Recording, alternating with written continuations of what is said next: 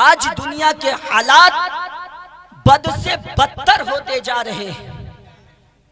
आपको पता है, ये आवाम का एक तरफा नजरिया, जरा गांव के बुद्धिजीवी लोग, और खुदा करे कि मेरी बात, अल्लाह करे कि मेरी बात हर एक शख्स के कानों तक जाए, और मैं झिंझोड़ने के लिए आया हूं कि आवाम का एक अलग नजरिया उलमा की तरफ, उलमा का एक अलग नजरिया अवाम की तरफ, और इसी मकसद में तो यहूदी कामयाब है कि उलमा को अवाम से बदजन कर दिया जाए, अवाम को उलमा से बदजन कर दिया जाए।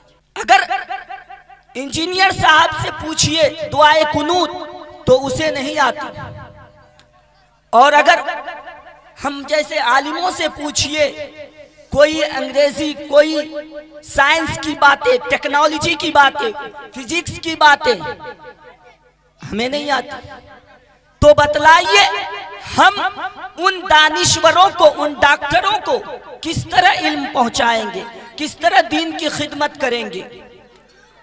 मुसलमानों, आज जरूरी है कि मुसलमान को बेदार होना है, उसे शिक्षा प्राप्त करना है। क्यों मेरे दोस्तों, क्यों शिक्षा प्राप्त करना है?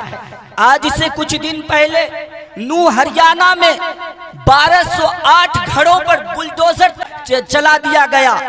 वहां के मलबे और वहां की बेवा औरतें और छोटे छोटे मासूम बच्चे की सिसकियां आप लोगों से, खुसूसन तमाम मुसलमानों से, मुसलमान के नौजवानों से चीख चीख करके कह रही है तुम में कोई माय का लाल जो मेहनत करके आईपीएस की तैयारी कर सके, आईएएस की तैयारी कर सके, कलेक्टर बन सके, और अपनी मेहनत करके वकालत में वो गोल्ड मेडल हासिल कर सके कि जिसको हासिल करने के बाद दलाइल की रोशनी में बेगुनाहों को बेगुनाह साबित कर सके।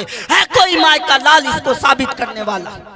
अरे मर्दों की तो बात क्या, मैं औरतों की बात कह रहा हूं। फलस्तीन में अबू उबैदा के पास औरतें नहीं, जवान लड़कियां आती थी और कहती थी कि ओ मर्द मुजाहिद, मेरा नाम भी लिख लो अल्लाह के रास्ते में शहीद होने के लिए।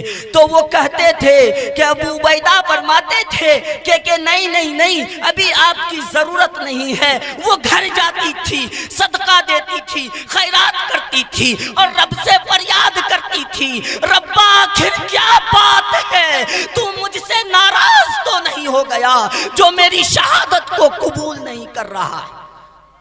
औरतों में ये जज्बा है। आज हिंदुस्तान के नौजवान अपने आप को किस चीज का शिकार किए हुए, किस तरह आप अपनी बेगुनाही का सबूत पेश करोगे?